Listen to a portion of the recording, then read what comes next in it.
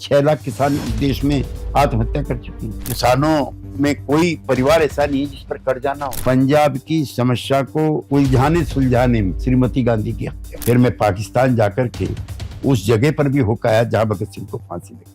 महात्मा गांधी का एक famous quote है कि जब देश स्वराज आ जाएगा, अगर मैं एक दिन के लिए तानाशाह बनूंगा तो मैं चाहूंगा कि हिंदी देश की राजभाषा बने। 12 जून 1975 को मिसेस गांधी को इलाहाबाद हाई कोर्ट ने डिस्क्वालीफाई कर, उसने चुनाव में गलत तरीके से इस्तेमाल किया। नेहरू के बाद जो प्रधानमंत्री सहज भी है, वो आसानी से उपलब्ध भी है, विद्वान भी है, लचीला भी है, डिसीजन मेकर भी, वो अटल बिहारी वाजपेयी। राजीव गांधी का आगमन हुआ और कांग्रेस पार्टी जो आज जिस स्थिति में है उसकी खराबी के लिए राजीव गांधी के भलवंत साहब के साथ साथ उनकी अनुभवहीनता भी। पहली बार जब आप अपनी वाइफ से मिले थे तब क्या था मालूम, क्योंकि उस वक्त तो ऑब्वियसली ऐसा नहीं होता था। हमारे टाइम में पहले नहीं मिलते थे, शादी के बाद मिलते थे। हमारी पत्नी ने कभी कोई बेतुकी मांग, उस समय मुझे 9 लखा मंगा दे रहे, सैया दीवानी, इस टाइप की फरमाइश जो हमारे जमाने में नहीं होती।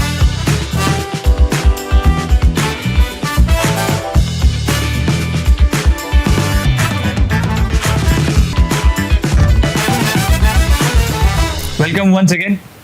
आज एक ऐसी बड़ी शख्सियत हमारे साथ मौजूद हैं जिनका करियर 50 साल से भी ज़्यादा रहा है पॉलिटिक्स में।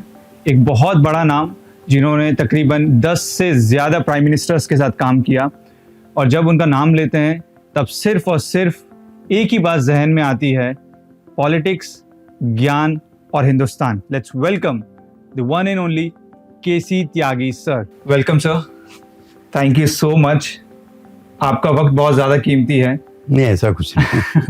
लेकिन फिर भी आपने आज के इस पॉडकास्ट के लिए वक्त निकाला, बहुत बहुत शुक्रिया। पहले सर, मैं जब रिसर्च कर रहा था आपके बारे में तो मुझे ऐसा लगा कि मुझे आपसे क्या पूछना चाहिए, बिकॉज इतनी सारी चीज़ें हैं, और मुझे ऐसा लगा कि क्या ऐसी बात मैं आपसे पूछूं जो अनछुई है, जो अब तक यूथ तक, लोगों तक नहीं पहुंची है। तो एक चीज़ मेरे जहन में सबसे पहले आई, वो ये थी कि आपने 10 से ज़्यादा प्राइम मिनिस्टर्स के साथ में काम किया है और एक बहुत बड़ा करियर स्पैन रहा है आपका।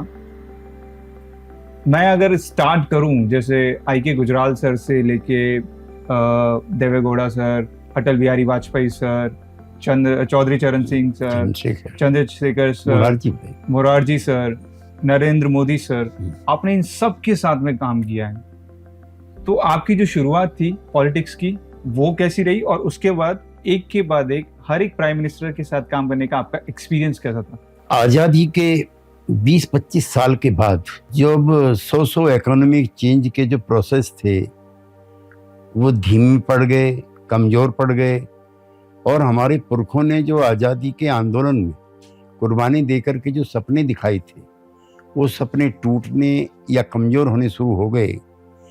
तो समूचे देश में ही जो आने वाली पीढ़ी थी, हमारी उम्र के लोग थी, उसमें एक फ्रस्ट्रेशन बिल्डअप होने लगा। क्योंकि गांधी जी का जो ग्राम स्वराज था या हिंद स्वराज था, उसमें था कि गांव जो है एक महत्वपूर्ण इकाई होगी, किसान मजदूर जो हैं उनको उनकी मेहनत का वाजिब मिलेगा, रोजगार सबके पास होंगे, गरीब अमीर के बीच का फर्क ज़्यादा नहीं होगा, वगैरह वगैरह।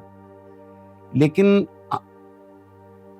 25-30 सालों में जो बुनियादी परिवर्तन थे वो नहीं हो पाए।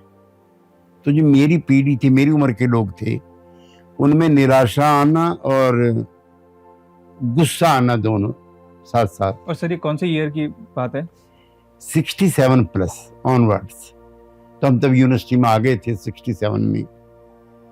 पहले तो छात्र संघों की बहाली के लिए हम लोग लड़ते थे, स्टूडेंट्स यूनियन नहीं थी, फिर उसमें सीधे चुनाव नहीं होते थे, उसके लिए लड़ते थे, और फिर हम पढ़ते भी थे और लड़ते भी थे। Study and struggle. अब की तरह से नहीं है। अब सिर्फ चुनाव लड़ने के लिए लोग आते हैं।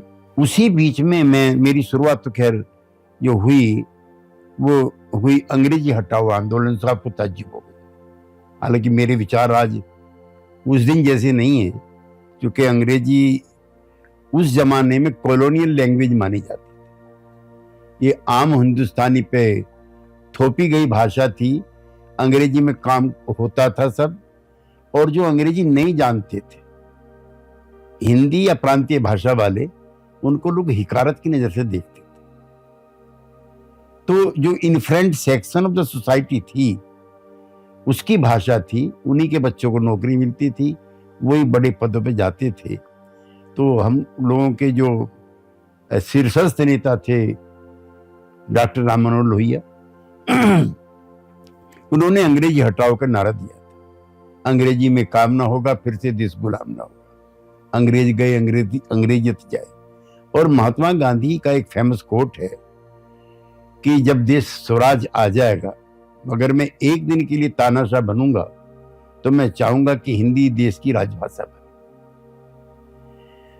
तो हमारी तो शुरुआत तो यहां से हुई, और जो चेंज है वो पॉजिटिव होना चाहिए और प्रो पीपल होना चाहिए, ऐसा भी हम लोगों के दिमाग में उस समय आने लगा। और वो दौर वो है, ये हिंदुस्तान नहीं, पूरी दुनिया में परिवर्तन हो रहे थे। वियतनाम युद्ध भी चल रहा था, जहां अमेरिकन ऑक्यूपेशन के खिलाफ लड़ाई लड़ रहे थे। फ्रांस में दिगाल के खिलाफ देश, वहां के नौजवान इकट्ठे हो रहे थे। इंडियन सबकॉन्टिनेंट भी गर्म था, और फिलिस्तीन का भी आंदोलन था, जहां लोग अपनी मातृभूमि के लिए संघर्ष कर रहे थे। तो तमाम मुल्क में टर्मोइल था, तमाम दुनिया में टर्मोइल था, for change, for a positive change. Beautiful sir. सबसे पहले प्राइम मिनिस्टर के साथ आपने कब काम किया, तब आपकी एज क्या थी और आपका पॉलिटिक्स का एक्सपीरियंस क्या है? 74 में एक बड़ा आंदोलन चला जयप्रकाश नारायण के नेतृत्व। जी। मेरी पार्टी भी और मेरे सभी साथी भी उस आंदोलन का हिस्सा बने। 12 जून 1975 को मिसेस गांधी को इलाहाबाद हाई कोर्ट ने डिस्क्वालीफाई कर दिया कि उसने चुनाव में गलत तरीके से इस्तेमाल किया। हमारे नेता थे राजनान, उन्होंने उनको पिटीशन में हरा दिया, लेकिन श्रीमती गांधी ने इस्तीफा नहीं दिया। तब बड़ा आंदोलन फैला, और 25 जून 1975 को दिल्ली के रामलीला मैदान में एक बड़ी सभा हुई, जिसमें मैं भी मंच पर मौजूद था, मेरा सौभाग्य था। तब हम लोगों ने नॉन कोऑपरेशन, जो गांधी का था सिविल नाफरमानी, असहयोग आंदोलन सरकार के साथ किया जाए, ऐसा करके आंदोलन चलाया गया। तो जयप्रकाश नारायण, मोरारजी भाई, चौधरी चरण सिंह, अटल बिहारी वाजपेयी, मधुलिमय, राजनारायण, जो भी प्रोमिनेंट लीडर थे, सबको जेल में भेज दिया गया। फिर हम लोग भी जेल में गए, छुट कर आए तो जनता पार्टी बनी। तो मेरे पहले प्राइम मिनिस्टर मेरी पार्टी के मोरारजी भाई थे, जो गुजरात प्रांत के भी मुख्यमंत्री रहे जी। और उनके जो यूथ विंग था, जो युवा शाखा थी, उसका मैं ऑल इंडिया का जनरल सेक्रेटरी। तो मेरा जो पहला interaction as a prime minister वो उनके साथ है। दूसरा, मैं चूंकि लोकदल से संबंधित था, उनके बाद चौधरी चरण सिंह प्राइम मिनिस्टर, वो मेरी मर्जी के, मेरे मिजाज के, मेरे इलाके के, मेरे सिद्धांत के, मेरे कार्यक्रम के नेता थे। तो मुझे बहुत प्रसन्नता भी हुई थी बनने पर। फिर मैं जब लोकसभा में आता हूँ, 9th लोकसभा में, तो मैं एमपी बनता हूँ, और वीपी सिंह, जिन्होंने बोफोर्स को लेकर के बड़ा आंदोलन चलाया था, वो प्राइम मिनिस्टर बने। मैं जब चंद्रशेखर जी जनता पार्टी के अध्यक्ष थे और मैं युवा शाखा का महामंत्री था, मेरा उनके साथ भी अच्छा रिश्ता नाता था। फिर वो प्रधानमंत्री बने। फिर कांग्रेस के नेताओं से मेरे संपर्क कम थे, लेकिन मुझे 9वीं लोकसभा में राजीव गांधी जी के साथ भी काम करने का मौका मिला। और निसंदेह अलग पार्टी में रहने के बावजूद भी मैं मानता हूं कि ऐसे जेंटलमैन लीडर राजनीति में बहुत कम होते हैं, जैसे राजीव गांधी थे। हालांकि उनका अनुभव कम था, लेकिन उनकी शालीनता, उनका सहजता सबको लुभाती थी। हमारी पार्टी के दूसरे नेता थे HD देवेगौड़ा, चूंकि हम फिर जनता दल बना चुके थे जी। वो भी हमारी मर्जी के नेता थे, हमारी पार्टी के थे, और वो प्रधानमंत्री बने 96 में। और गुजराल साहब भी हमारी पार्टी के थे, जनता दल के 4-5 लोग, 6 लोग प्राइम मिनिस्टर बने जी। जिस पार्टी में मैं आज भी हूँ। गुजराल साहब बने, वो काफी दिनों तक चले। और फिर गठबंधन की राजनीति का दौर शुरू हो गया। कांग्रेस पार्टी घटती गई और गैर कांग्रेस पार्टी और पर्टिकुलरली बीजेपी बढ़ती गई। तो पहला प्रयोग 1998 में करने का प्रयास किया गया, जब अटल बिहारी वाजपेयी पहले गैर कांग्रेसी प्रधानमंत्री या बीजेपी समर्थक प्रधानमंत्री एग्जिस्टेंस में आए, लेकिन उसकी भी मियाद लंबी नहीं चली। फिर 99 में चुनाव हुए और जॉर्ज फर्नांडिस, शरद यादव, नीतीश कुमार, रामकृष्ण हेगड़े, ये जो जनता दल के नेता थे, इन्होंने एक नया प्रयोग किया कि अगर गैर कांग्रेसी सरकारों को चलाना है तो भाजपा के साथ काम करना होगा, लेकिन भाजपा को भी अपने जो उग्र नारे हैं या जो कंट्रोवर्शियल नारे हैं उनको छोड़ना बनेगा। तब नेशनल डेमोक्रेटिक अलायंस बना था, led by Atal Bihari Vajpayee and George Fernandes. फिर वो लंबा चला, अटल जी 5-6 साल रहे और वो एक अच्छा कार्यकाल था। फिर 10 साल फिर मनमोहन सिंह जी आए, जिनके साथ काम करने का हमारा अनुभव इसलिए भी नहीं था कि वो नॉन पॉलिटिकल बैकग्राउंड थे, इकोनॉमिस्ट थे। और फिर नरेंद्र मोदी जी हैं, तब से हम एनडीए में भी हैं उनके साथ, वो प्रधानमंत्री हैं और जो जनता दल उसमें एक महत्वपूर्ण घटक। Nice sir, Morarji Desai sir से लेकर नरेंद्र मोदी सर तक, इन 10 प्राइम मिनिस्टर में से सबसे ज्यादा डिसीजन मेकिंग पावर किस में आपको लगा, जो इंडिया के लिए यूजफुल, मीनिंगफुल साबित हुआ? नहीं, मैं तो ये मानता हूँ जितने भी प्राइम मिनिस्टर हैं ये सब नेशनलिस्ट थे, देश के लिए अच्छा बढ़िया करने की इच्छा और अभिलाषा थी। इसलिए इसमें कौन कम राष्ट्रवादी था, कौन ज्यादा था, ये मैं तुलना करना अच्छा नहीं मानता। मोरारजी भाई अपने गंभीरता की वजह से और सीनियरिटी की वजह से बड़े थे। चौधरी चरण सिंह ग्रामीण पृष्ठभूमि से आए थे और जो रूरल अनरेस्ट है उसको समाप्त करना चाहते थे। वीपी सिंह आदर्शवाद से भरे हुए थे, जो रक्षा मंत्री और वित्त मंत्रालय जैसा पद छोड़ करके राजीव गांधी के खिलाफ खड़े हुए थे। चंद्रशेखर जी भी हम लोग के आदर्श थे, जिन्होंने जयप्रकाश नारायण और श्रीमती इंदिरा गांधी की बातचीत होनी चाहिए, ये राष्ट्रीय हित में है, ऐसा करके मुहिम चलाई थी। और वो कांग्रेस वर्किंग कमेटी के मेंबर होते हुए श्रीमती गांधी ने उन्हें भी जेल में डाल दिया था। तो वो बहुत ही डिसीजन मेकिंग प्राइम मिनिस्टर थे। जनता दल की, हमारा जो जनता दल था उसके 2 प्राइम मिनिस्टर फिरोज वर्मा ने, एचडी देवागौड़ा में मुझे चरण सिंह की छवि दिखाई देती थी। वो ग्रामीण पृष्ठभूमि के थे और गांव की समस्याओं को लेकर प्रयत्नशील थे। गुजराल साहब इंटरनेशनल ख्याति के नेता थे, उनके कम्युनिस्ट मुल्कों के साथ, समाजवादी मुल्कों के साथ बहुत बेहतरीन रिश्ते थे। और नेहरू के बाद जो प्रधानमंत्री सहज भी है, वो आसानी से उपलब्ध भी है, विद्वान भी है, लचीला भी है, डिसीजन मेकर भी, वो अटल बिहारी वाजपेयी। उनमें मुझे संपूर्णता दिखाई देती है और मुझे प्रसन्नता है कि मुझे उनके कार्यकाल में, उनके नेतृत्व में मैं 2004 में लोकसभा का चुनाव भी लड़ा मेरठ लोकसभा से। और उन्होंने खाद्यान्न की एक बड़ी संस्था है, सेंट्रल वेयर हाउसिंग कॉरपोरेशन, जहाँ समूचे देश का अनाज रखा जाता है हिफाजत के तौर पे, उसका मुझको चेयरमैन भी बनाया। और उनके साथ काम करके जितनी सहजता महसूस होती थी, उस पर मुझे गर्व। सर, पॉलिटिक्स के बारे में जब जैसे मैं यूथ से बात कर रहा था अपने यहाँ कॉलेज में, तो उनका एक क्वेश्चन सबसे पहले आया कि जो ऑपोजिशन पार्टी के लीडर्स हैं या मेंबर्स हैं, वो पार्लियामेंट में तो ऐसे लड़ते हैं या एक दूसरे के विपक्ष में रहते हैं, लेकिन जब कहीं और दूसरा कोई इवेंट हो वहाँ ऐसे मिलते हैं जैसा कुछ हुआ ही नहीं। तो ये जो कॉन्ट्रडिक्शन है ये समझ में नहीं आता। कॉन्ट्रडिक्शन नहीं है, लोकतंत्र की खूबी है। संसद में हम विपक्ष में रहते हुए जनता के सवालों को उठाते जी और उसको कारगर बहस की तरफ ले जाते हैं, लेकिन हम डिफर करते हैं रूलिंग पार्टी से। हम उसके दुश्मन नहीं, एनिमी नहीं है। हालांकि आजकल कई अवसरों पर ये कटता का माहौल बन गया, लेकिन ऐसा नहीं होता था पहले। हमारे समय में खूब जॉर्ज फर्नांडिस थे, ज्योतिर्मय बसु थे, मधु लिमय थे और कई नेता थे, अटल बिहारी वाजपेयी भी थे। खूब सवाल उठाते थे प्रखरता के साथ, और सेंट्रल हॉल में सब कॉफी पीते थे। तो लोकतंत्र जो है वो असहमति का द्वार खोलता है, नफरत और गुस्से का।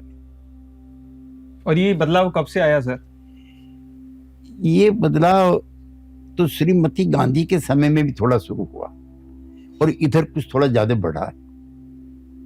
ओके सर, जैसे 50 years ऑफ पॉलिटिक्स, 50 साल, तो आपने हर एक दशक को देखा है, 80 के बाद, 70 के बाद। 80 का दशक कैसा था 90 के दशक की तुलना में? 2000 का दशक कैसा था? नहीं, 80 का दशक ही 70 और 80 का दशक ही घटनाओं से भरा हुआ था। हम लोग जब राजनीति शुरू किए थे तब हम सोचते नहीं थे कि कांग्रेस पार्टी को पराजित भी किया जा सकता जी।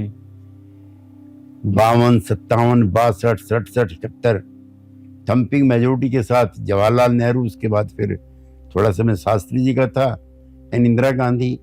बांग्लादेश युद्ध के बाद वो सर्वशक्तिमान थी, तो उस इंदिरा गांधी को भी चुनाव में हमारे नेताओं ने, हमने मिलकर के हराया।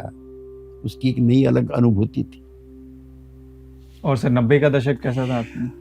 80 के दशक में बहुत घटनाक्रम बहुत तेजी के साथ हुए, और आजकल जो परिदृश्य बदला हुआ लगता है आपको, ये घटनाएं 80 के दशक की। जैसे पंजाब की समस्या को उलझाने सुलझाने में श्रीमती गांधी की हत्या हुई। एक बहुत दुर्भाग्यपूर्ण घटनाक्रम है। हमारे देश में सत्ता परिवर्तन वोट के जरिए होता है, तोप के जरिए नहीं। जी। जो तोप संस्कृति का जो दखल आया भारत में, ये बहुत अफसोस है। जो अनडेमोक्रेटिक जहां पर सिस्टम है, वहां पर बंदूक से सत्ता परिवर्तन होते हैं। हमने तो गांधी जी के नेतृत्व में अंग्रेजों को भगाया था, सत्याग्रह करके इंदिरा जी को हटाया था। लेकिन ये बहुत बुरा वक्त था कि जब पंजाब की समस्या हल करते करते उनकी शहादत होगी। एक समाज में गुस्सा और नफरत का माहौल पैदा हो गया। फिर राजीव गांधी का आगमन हुआ, और कांग्रेस पार्टी जो आज जिस स्थिति में है, उसकी इस खराबी के लिए राजीव गांधी के भलवंसात के साथ साथ उनकी अनुभवहीनता भी थी। अच्छा। उन्होंने पंजाब अकॉर्ड की, आसाम अकॉर्ड की, और दोनों राज्यों में कांग्रेस पार्टी खत्म हो गई। उन्होंने शाहबानो नाम की एक महिला थी, जिसके गुजारा भत्ता दिया जाए, ऐसा कोर्ट ने उसको आदेश दिया, और उसमें जो परिवर्तन कराया राजीव गांधी ने अपनी पार्टी से, संसद से, उसको लेकर के हिंदुओं के एक बड़े हिस्से में, मुसलमानों के एक हिस्से में असंतोष पैदा हुआ, और 425-26 की कांग्रेस 200 पे आके अटक गई। और उसका भी जो भ्रष्टाचार के जो आरोप लगे बोफोर्स कांड को लेकर के, वो भी दुर्भाग्यपूर्ण थे। और सबसे ज्यादा दुर्भाग्यपूर्ण था फिर राजीव गांधी जी की भी हत्या। जी। ये दो बड़े ऐसे हादसे हैं। चूंकि हम इंदिरा जी के भी खिलाफ थे, हम पंडित नेहरू के भी खिलाफ थे, लेकिन कभी हम लोगों के मन में ये ईर्ष्या विद्वेष नहीं था कि ये प्रधानमंत्री इनको अपनी जान से हाथ धोना पड़े। वोट के जरिए हम इन्हें हराएं, वो हमें हराएं, ये सच्चा लोकतंत्र था। सर, आपने कहा कि अटल बिहारी वाजपेयी सर की जो डिसीजन मेकिंग कैपेबिलिटी थी वो बेस्ट थी, सबकी अच्छी थी ऑफ कोर्स, लेकिन उनमें आपको ज्यादा दिखती थी। कोई एक ऐसा इंसिडेंट जब आपको पता लगता है कि जब आपको ऐसा महसूस हुआ कि प्राइम मिनिस्टर भाई, उन्होंने जिस तरह से देश को परमाणु के जरिए शक्तिशाली बनाया, अमेरिका का कितना दबाव था हम आपको बता नहीं सकते। जो विस्फोट हुआ है तब, अणु विस्फोट, वो भारत के लोकतंत्र के लिए, भारत की सरहदों की हिफाजत के लिए एक अभूतपूर्व घटना थी, और उसमें वो 100 के 100 नंबर लेकर के पास हुए। सर, अभी की जो पॉलिटिक्स है वो it's totally centred towards Modi sir, Amit Shah sir और बीजेपी। आप कैसे देखते हैं? क्योंकि आपने जैसा भी कहा कि लोकतंत्र में असहमति है, विरोधाभास थोड़ा बहुत हो सकता है, लेकिन कटुता बिल्कुल नहीं होनी चाहिए। आज के टाइम पे थोड़ा ज्यादा देखने को मिलता है। क्या नहीं, सब बात है? नरेंद्र मोदी भी फैसले लेने और उसको इम्प्लीमेंट करने के लिए भी जाने जाते हैं। वो कोई सुस्त प्रधानमंत्री नहीं, is a effective prime minister. लेकिन जो सवाल इस समय सर्कुलेशन में है इंडियन पॉलिटिक्स में, उसमें बिटरनेस बहुत है।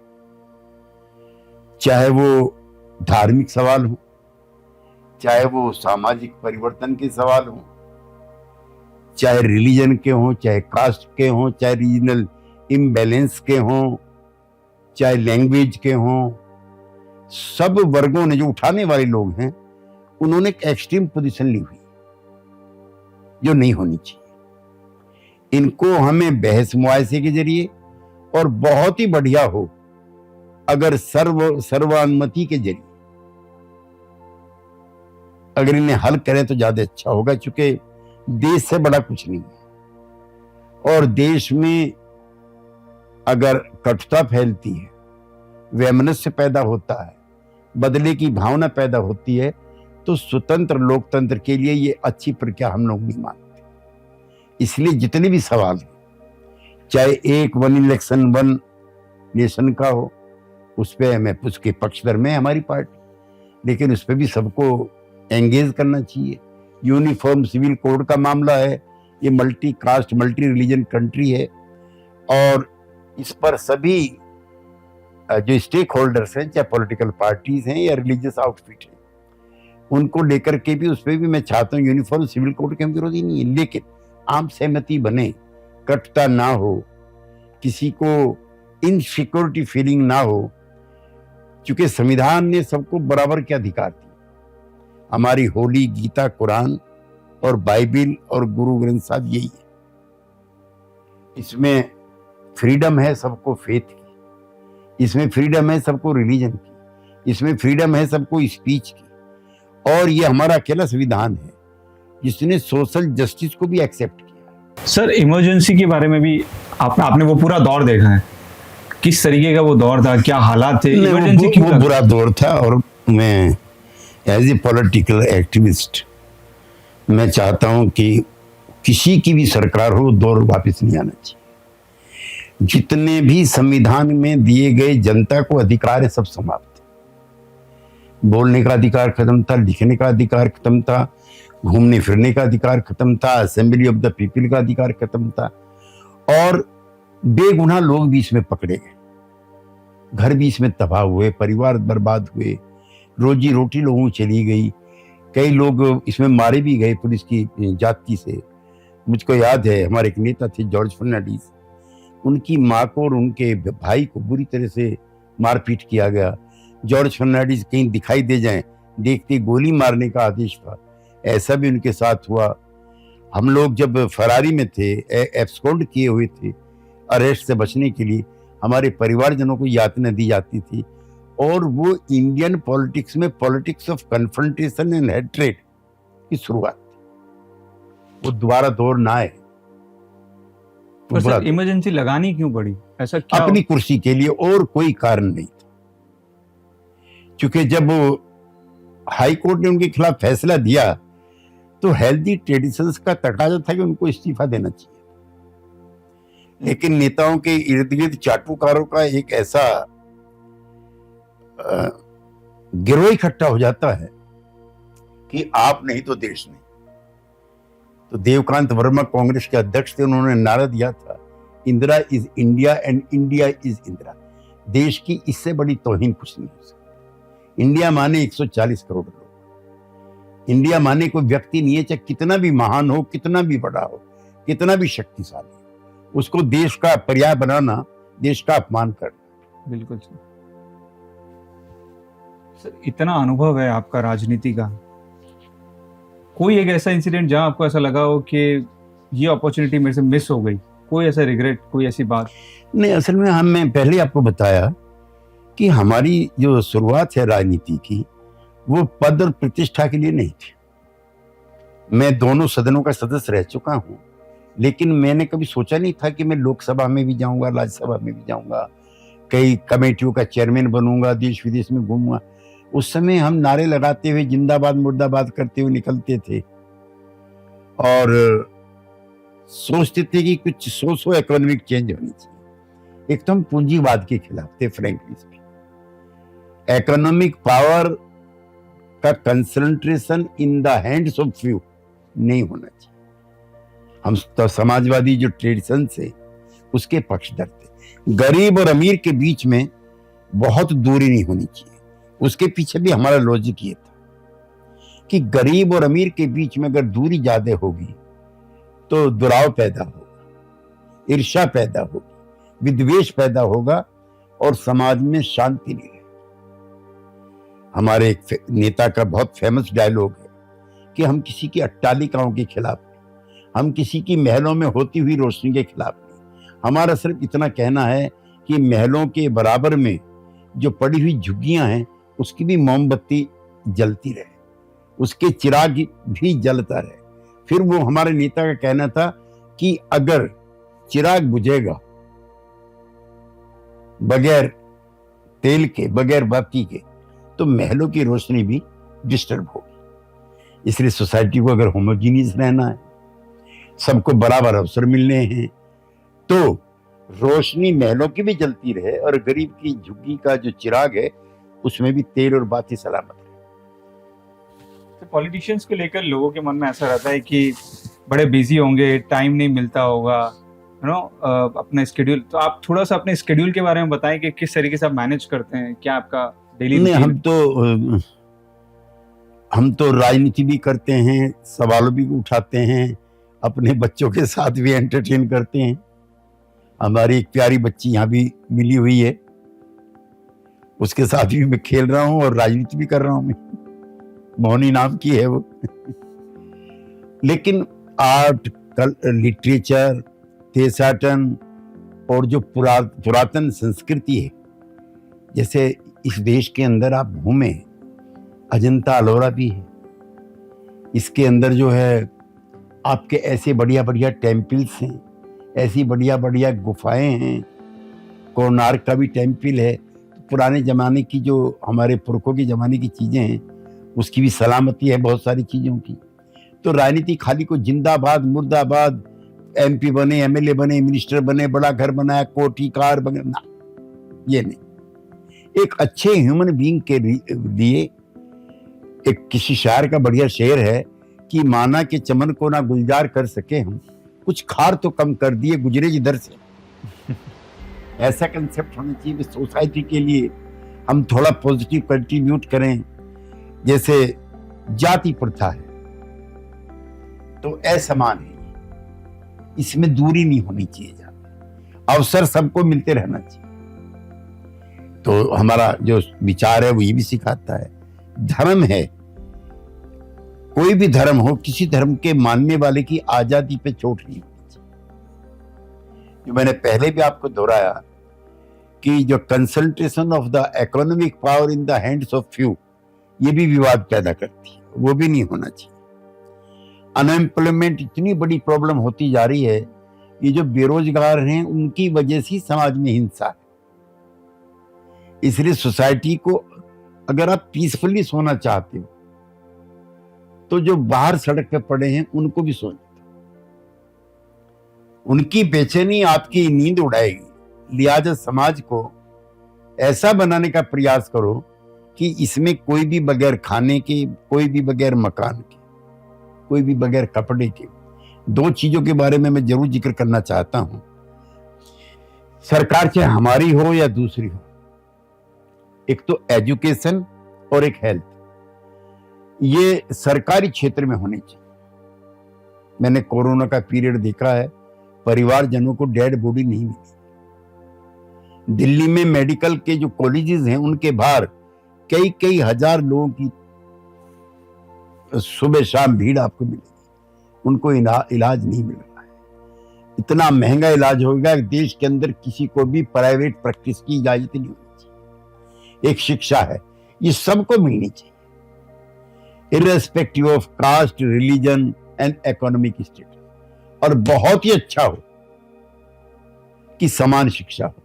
एक बार हमारे जो पहले प्रधानमंत्री थे मोरारजी भाई, हमारा उनसे विवाद हो गया था। हम 5-6 जो युवा नेता थे उनके पास गए कि आपने चुनाव घोषणा पत्र में लिखा है कि यूनिफॉर्म एजुकेशन होगी, तो कुछ के बच्चे दून स्कूल में पढ़ रहे हैं, मियो कॉलेज में पढ़ रहे हैं, सनावर में पढ़ रहे हैं, उनकी दुनिया अलग है। हम जो गांव में से निकलते हैं हमारे लिए जॉब अपॉर्चुनिटी ना के बराबर है। तो कैसे सबकी शिक्षा एक समान का आपने लिखा? तो उन्होंने कहा कि चुनाव में कुछ और कहा जाता है, प्रैक्टिकल कुछ और होता है। तो हमारी काफी गर्मा गर्मी बहस भी प्रधानमंत्री से हुई, और मैं उसे लोकतंत्र की खूबी मानता हूं कि प्रधानमंत्री से 5-6 युवा नेता उसी पार्टी के जाकर के बहस भी किए, डिफर भी किए। तो ऐसा लोकतंत्र भी होना चाहिए। सोशल मीडिया यूज करते हैं सर आप? नॉट टू मच, क्योंकि उसमें टेक्निक के और मॉडर्न उसके साइंस के मैं खिलाफ नहीं, लेकिन जो व्हाट्सएप यूनिवर्सिटी है इसने बहुत नुकसान सोसाइटी का किया। एक तो इसमें फेक न्यूज है, हालांकि प्रेस की मैं संपूर्ण स्वतंत्रता का पक्षधर हूं, उसके लिए मैं जेल भी गया, लेकिन ये स्वतंत्रता का मिसयूज है।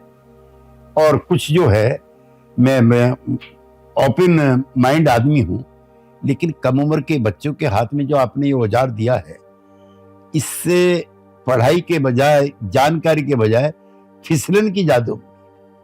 कैसे बचा जाए सर इससे?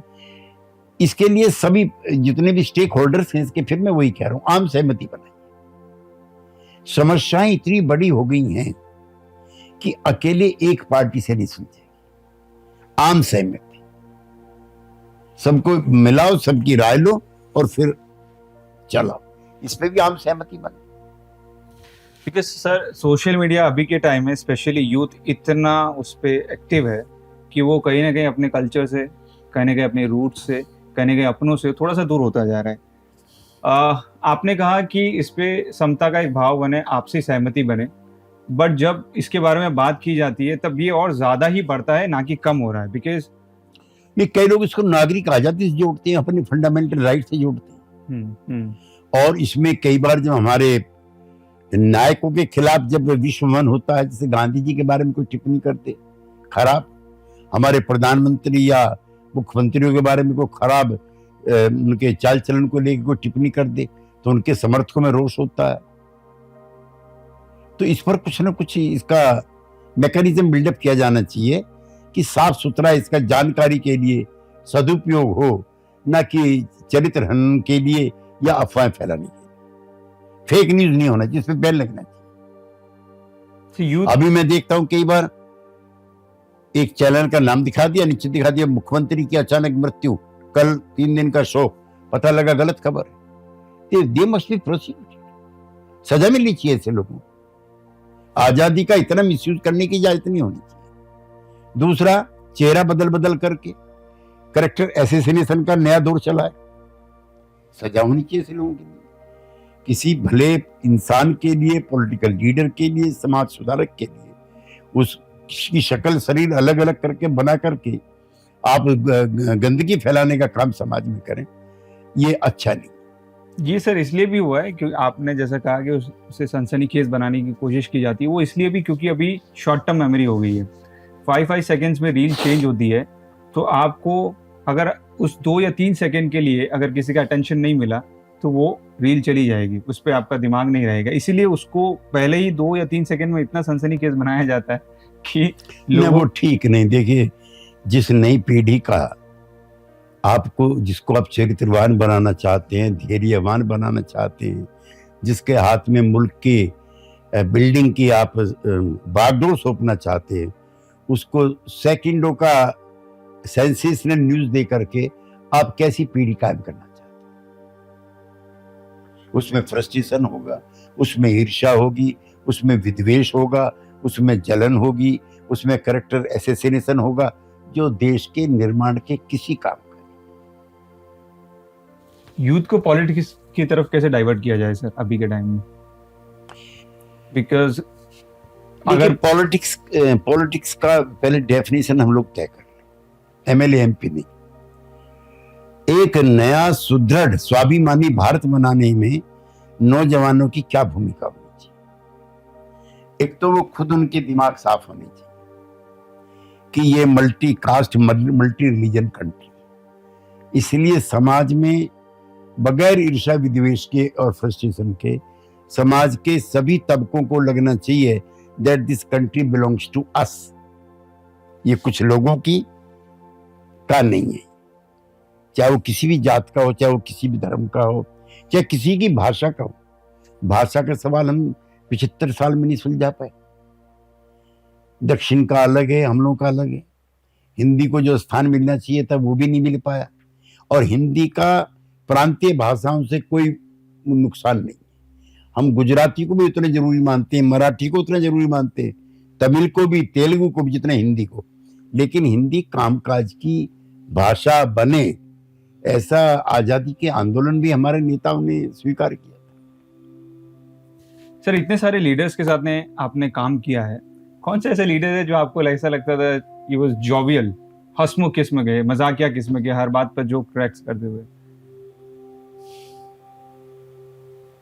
अटल बिहारी वाजपेयी थे उसमें, और वो अपने भाषण में भी, जनसभाओं में भी बोलते थे तो हंसाते भी थे, गंभीर भी बनाते थे। मुरारजी भाई, चौधरी चरण सिंह, इंदिरा गांधी, एच.डी. देवेगौड़ा, गुजराल, चंद्रशेखर, ये गंभीर स्वभाव के नेता थे। मोदी जी भी गंभीर स्वभाव के हैं। अच्छा। वो भी हंसाते कम हैं और टीचिंग्स ज्यादा देते। लेकिन अटल बिहारी वाजपेयी थे इनमें ऐसे। कोई एक किस्सा वाकया? विनोदी थे वो, विनोदी थे, सभाओं में जाते थे, आलोचना करते थे और फिर यादों में भी खोते थे।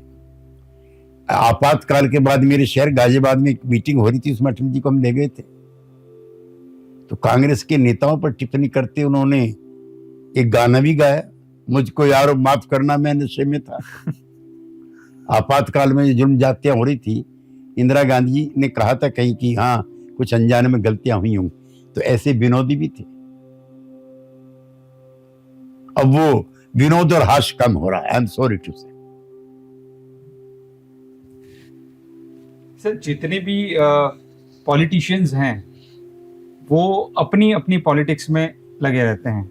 जितने भी पॉलिटिशियंस हैं उनका रहता है कि हम कहीं ना कहीं किसी न किसी तरीके से अपने वोट बैंक को बचा के रखें। आपने कहा कि लोकतंत्र हमेशा जीतना चाहिए, लोगों की परेशानियां जीतनी चाहिए। आज के टाइम में आपने क्या देखा है कि किस तरीके से चीज़ें इम्प्लीमेंट हो रही है, अगर इसको हम नेशनली और इंटरनेशनली कंपैरिजन करें तो? नहीं, मैं आपसे सहमत हूं। अब राष्ट्रहित, जनहित, ये नंबर 2 हो गए हैं, और हमारी पार्टी का हित, हमारी जात का हित, हमारे धर्म का हित, हमारे क्षेत्र का हित, हमारी भाषा का हित, ये डोमिनेट कर गए, जो नहीं होना चाहिए। राष्ट्र सर्वोपरि, राष्ट्र प्रथम। इस देश की 140 करोड़ जनता, वो प्रथम, वो सुप्रीम। हमारी जात, हमारी धर्म, हमारी भाषा, हमारा क्षेत्र, ना हमारी नदी, हमारे नाले, उस पर भी बात हो रही देश के अंदर कि पानी इधर जाएगा कि उधर जाएगा। है तो भारत माता का, है तो देश का। अगर एक प्रांत सूखा रहेगा, दूसरे में पानी ज्यादा आएगा, तो उससे किसका हित होने वाला? तो ऐसे कैंपेन भी चलाए जाने चाहिए इस दौर में, जो लगे कि that country belongs to all. Pets हैं सर आपके पास? पेट्स? हमें उतना समय नहीं मिला, जेल जाते रहे, कुछ बहुत समय हमारा रेल में और जेल में भी गुजरा। एक कदम जेल में, एक कदम रेल में, तो उस तरह का नहीं हो पाया। अब एमपी बनने के बाद थोड़ा जिंदगी थोड़ी ठहराव की तरफ आई, लेकिन मेरे बच्चों को पसंद है, लेकिन मैं उसके लिए समय नहीं निकाल पाता। लेकिन जो पशु हैं, पक्षी हैं, पेट्स हैं, मैंने एक बार भाषण जरूर दिया था पेट्स को लेकर, और वो आदिवासियों पर। मैं उन दिनों में, मुझे बड़ा मकान मिला हुआ था लोधी रोड पर, बड़ी कोठी थी, तो उसके सामने खान मार्केट था, जिसके बारे में कहा जाता है कि वो एशिया का सबसे महंगा मार्केट है। तो आदिवासियों पर मुझको बोलना था, तो सामने पेट्स की एक दुकान थी, मैं उसमें चला गया अपनी जानकारी हासिल करने के लिए, और मैं बहुत निराश होकर लौटा। पेट का जो मॉर्निंग ब्रेकफास्ट है वो 50 आदिवासियों के बराबर है। उसका जो लंच है उसमें परफेक्ट नॉन वेज है। उसको शाम के टाइम का जिसे हाई टी आप बोलते हैं उसके लिए हाई टी भी। उसकी जो रजाई है जाड़ों की वो किसी भी आदिवासी परिवार के टोटल खर्चे से ज्यादा महंगी है। और अफसोसजनक ये है कि मालकिन का बेटा नौकरानी की गोद में और पेट जो है वो महारानी की गोद में। ये शाम को इंडिया गेट पर आइसक्रीम खाने भी जाता है पेट। मैं उसके पालन पोषण के और उसके खिलाफ नहीं हूं, लेकिन इंसान की और जानवरों के पशुओं की जिंदगी में दूरी होनी चाहिए। आदिवासियों को भरपेट रोटी नहीं मिलती, जिस्म का बड़ा हिस्सा बगैर कपड़ों के रहता है। तो देखा आपने आदिवासियों के बड़े हिस्से नक्सलाइट हो गए। That political power comes out from the barrel of a gun. यद्यपि सरकार लगी है उसको मुख्यधारा में लाने के लिए, लेकिन जो पेट की जिंदगी है वो आदिवासी से तो ज्यादा मजेदार हो ही गई, जो नहीं होनी चाहिए। स्पेयर टाइम में क्या करते हैं सर? जैसे कि भी आपने कहा कि एमपी बनने के बाद थोड़ा सा वक्त मिलता है जिंदगी जी, मुझे किताबों का बहुत शौक है, पढ़ने का भी। मैं करीबन कोई 150 के करीब आर्टिकल लिखे हिंदी अंग्रेजी में। उसके लिए मैं एक मेरा पैशन है। जैसे किसी दुल्हन को लगता होगा कि नई साड़ी आए, किसी फैशनेबल को लगता होगा नया सूट आए, तो जो किताब जो है सबसे पहली वो मेरे कमरे में होनी चाहिए। मेरे पे कोई 5-6 हजार के करीब किताबें हैं, और ऐसी किताबें रखने पर मुझे आई फील प्रिविलेज्ड। जैसे किसी दुल्हन को लगता है कि उस पर 9 लाखा हार है, तो मेरे पे कई किताबें ऐसी हैं जो दिल्ली में किसी पे भी नहीं है। एक एम.एन. रॉय हैं, उनकी लिखी हुई किताब है the man I met. He met Stalin, he met Lenin, he met Tolstoy, he met Leon Trotsky, he met Mao Tsetung, he met Chou En Lai. तो उस किताब को मुझे लगता है कि that are the richest political activist in the area. एक मीनू मसानी की किताब है जो कहीं अवेलेबल नहीं है। मुरारजी भाई की आत्मकथा मेरे पास, जो मेरी पीढ़ी है किसी आदमी के पास नहीं होगी। तो मेरा पढ़ने का भी शौक है, और पेंटिंग जो है खरीद के ला करके लगाने का अपने कमरे में सबका, महात्मा गांधी, विवेकानंद से लेकर के चे गुवेवारा तक, भगत सिंह, मेरा आइडियल भगत सिंह। मैं भगत सिंह परिवार के साथ 24 घंटे गुजारे हैं। और अब से पूरे 52-53 साल पहले, मैं 22-23 साल की मेरी उम्र रही होगी, तो मेरा शहर गाजियाबाद है जहां पर भगत सिंह की मूर्ति लगनी थी। मैं उनकी माता जी, उनकी बहन प्रकाशवती कौर और उनके भाई सरदार कुलतार सिंह के साथ 17-18 घंटे रहा। भगत सिंह की माता जी ने, विद्यावती कौर ने मुझे बताया कि भगत सिंह बचपन से ही ऐसा था, एक तो शादी नहीं करना चाहता था, दूसरा जब जलियांवाला बाग हो गया तो वहां की मिट्टी उठा के लाता था और सुबह कुछ उसके साथ खेलता था। और जब माताजी ने बताया कि हम उसकी शादी करने वाले थे तो घर छोड़ के भाग गया था। तो मैं मतलब कम उम्र है मेरी, फिर मैं पाकिस्तान जाकर के उस जगह पर भी होकर आया जहां भगत सिंह को फांसी लगी थी। वो शहर के बीच में आ गया इलाका। कुछ लड़के वहां पे भगत सिंह चौक नाम उसका रखा जाए उसके लिए लगे हुए हैं। मैं भी गया था उसमें, उसका नाम सादियान चौक है। तो वो जो पुरखों की जो विरासत है उसको भी याद रखना चाहिए। 23.5 साल की उम्र थी भगत सिंह की जब उसको फांसी हो गई, और उससे पहले उसने दर्जनों किताबें लिखी हैं और अपने आप को कोर्ट में उसने डिफेंड किया है। उनको सुनने के लिए सरदार पटेल, सरदार भगत सिंह के परिवार के लोगों के अलावा नेताजी सुभाष चंद्र बोस, जवाहरलाल नेहरू, रफी अहमद किदवई उसकी डिबेट सुनने के लिए जाते थे। तो इन पुरखों ने जो कुर्बानी दी है, उनके जो सपने थे वो थोड़े थोड़े साकार होने शुरू हों तो आने वाली पीढ़ी भी गौरव के साथ महसूस कर। सर, भगत सिंह की आपने बात की, एक बहुत बड़ा कैरेक्टर हमारे इंडिया का, आज का यूथ कैसे उससे रिलेट करे? बिकॉज उस वक्त की एक डिमांड थी कि देश के लिए कुछ किया जाए, जान दी जाए। आज ऐसी डिमांड नहीं है। देखिए, समय दौर परिस्थितियां होती हैं। ब्रिटिश शासन काल से हम लड़ रहे थे, आंदोलन धीरे धीरे चल रहा था, उसमें गति लाने के लिए और उस लक्ष्य की प्राप्ति के लिए कुछ कुर्बानी की जरूरत थी। आज उस तरह का नहीं। आज देश आजाद है, इसकी प्रगति की जो गति है वो धीमी है लेकिन समाप्त नहीं है। और यूं भी जो इकोनॉमी है हमारी, उसमें बूम भी है। एक जमाना था गेहूं, चावल, शक्कर सब विदेश से आती थी, आज अंबार लगे हुए। हम दुनिया के नंबर 1 के गेहूं के, चावल के, शहद के उत्पादक आज हो गए।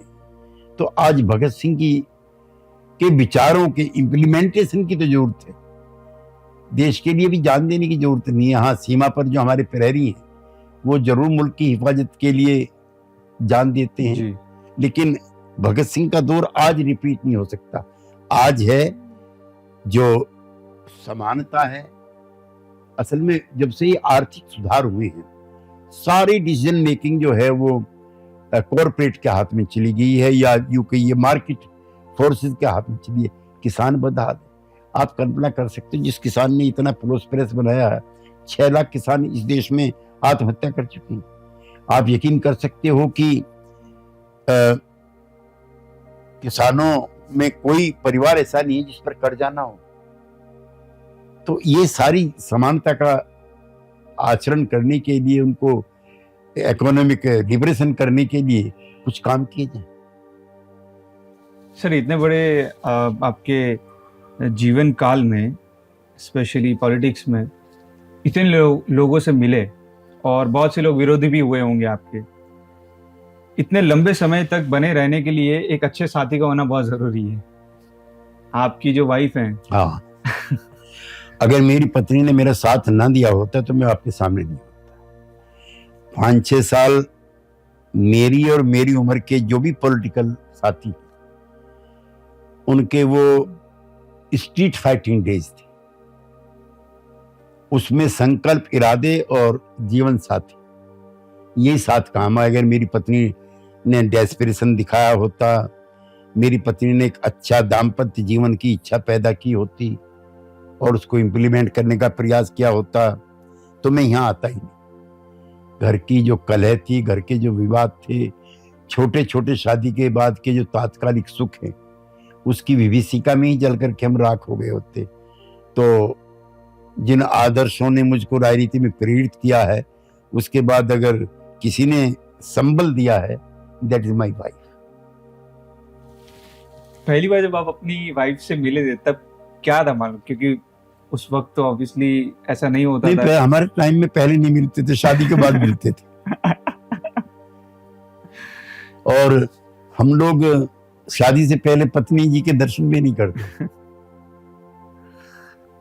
कोई पहला वाकया बताइए अपनी। नहीं, हम ग्रामीण पृष्ठभूमि के हैं। मेरी पत्नी कोई डिग्री होल्डर भी नहीं थी, न है, लेकिन हमें जनून उस समय हो गया था जब हमारी शादी हुई।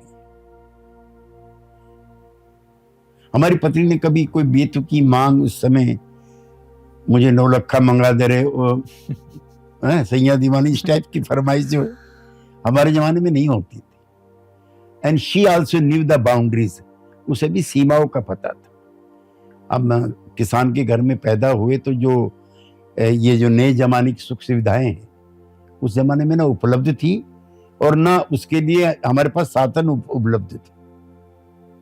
लेकिन एक अच्छे साथी के रूप में उनका मैंने साथ दिया। इस बात का मुझको, मेरे साथ साथ मेरी पत्नी को भी गर्व। मूवीज देखते हैं सर आप? अब नहीं, छात्र जीवन में देखते थे, अब तो समय नहीं मिलता मूवी देखने का। कौन सी मूवी फेवरेट थी आपकी? फेवरेट हीरोइन कौन सी? दिलीप कुमार। और हीरोइन? हीरोइन मेरे साथ पार्लियामेंट में भी रही हैं दोनों। बैजंती माला मेरे साथ लोकसभा में थी और रेखा मेरे साथ राज्यसभा में थी। मेरी दोनों फेवरेट। कौन सी मूवी सबसे ज्यादा अच्छी लगी आपको उनकी? मुझको एक तो भगत सिंह मैंने देखी थी जिसमें मनोज कुमार था, पुरानी सबसे पहली। हाँ, वो मुझे बहुत अच्छी लगी थी। और दिलीप कुमार की फिल्मों का मैं, और राजेंद्र कुमार की फिल्मों का भी।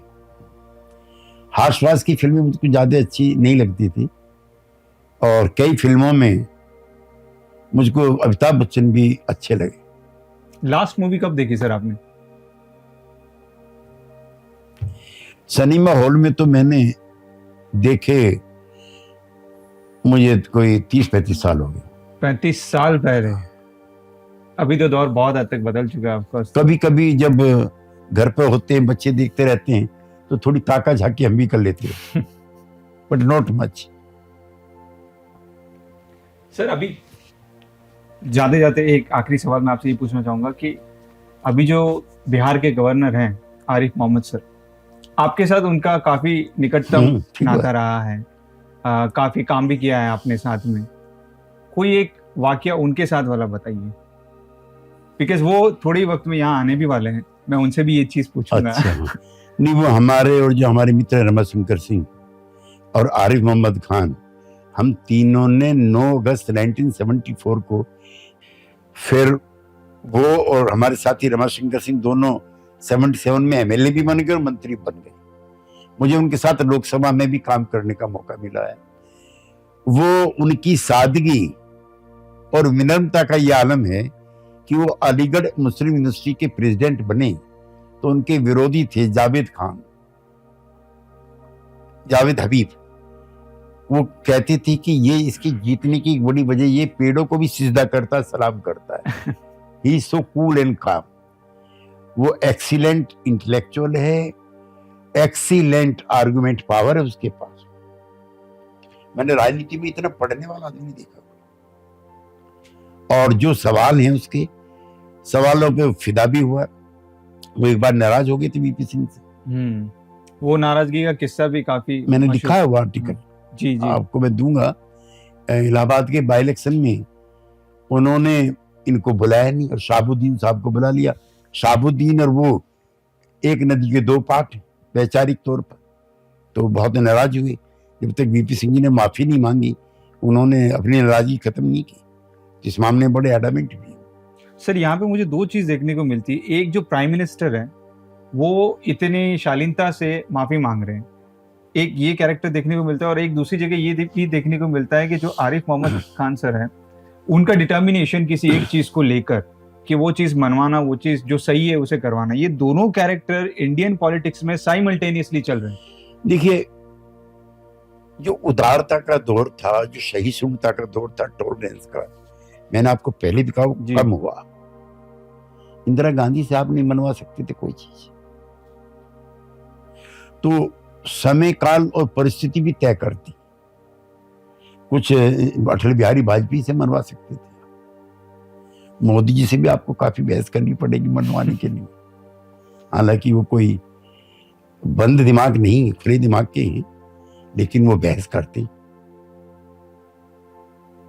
तो दूसरा, किसी नेता का माइंड सेट भी होता है, इसमें उसका कोई अनडेमोक्रेटिक एटीट्यूड या वो नहीं है, कुछ बनावट होती है कुछ की। सर जाते जाते आखिरी सवाल ये कि इंडियन पॉलिटिक्स को आप अभी के दौर में और आने वाले 5 से 10 साल के दौर में कहाँ देखते हैं? नहीं, लोकतंत्र का जो भविष्य है वो सुरक्षित है। संविधान को धता दिखाने की किसी पार्टी, किसी नेता में कुव्वत नहीं। संविधान से देश को चलाना हो। जो नकारात्मकता है वो सभी पार्टी के नेता कम करेंगे, तभी वो अच्छे नेता कहलाए जाए। कन्फ्रंटेशन, इंटॉलरेंस सिस्टम में बहुत ज्यादा हो गई है। देश में अगर शांति स्थापित करके इसको दुनिया की सबसे अच्छी ताकत बनाना है तो ये इस तरह के मतभेद कम करें। मैंने देखा आपका फैशन सेंस भी बहुत अच्छा है। ये मतलब आप किसी को फॉलो करते हैं या खुद क्रिएट करते हैं? अच्छा पहनना, अच्छा खाना और फिर अच्छे विचार पैदा होना, इनमें कोई असमानता नहीं। और समाजवाद का ये मतलब नहीं है कि आप नंगे भूखे रहें मैं चाहता हूं कि जो उसमें विचारों की जैसी प्रोस्पेरिटी है, खाने पीने की भी मुझे खाने का बहुत शौक है। अच्छा, मैं सजेस्ट करता हूं अपने घर में कि आज ये खाना बनना चाहिए। क्या फेवरेट है आपका? नहीं, मुझे तो मक्का की रोटी है, सरसों का साग और कढ़ी बहुत पसंद है, जो मेरी माँ ने मुझे कभी बचपन में खिलाई थी। Alright sir, thank you so much. बहुत कुछ जानने को मिला आपकी पर्सनल लाइफ के बारे में भी और ऑफ कोर्स इंडियन पॉलिटिक्स के बारे में भी, क्योंकि 50 साल का आपका ये जो अनुभव है, ये कुछ वक्त में साझा कर पाना तकरीबन 60-70 मिनट में पॉसिबल मैं पुनः दोबारा आऊंगा आपके बीच। मैं हम आई चाहेंगे। Promise you. Thank you so much sir, हम बिल्कुल आपका स्वागत करेंगे और हम चाहेंगे कि आप दोबारा जरूर आएं, बिकॉज आपसे जितना बात करें, जितना सुने उतना कम ही है। Thank you. Thank you so much for your thank you.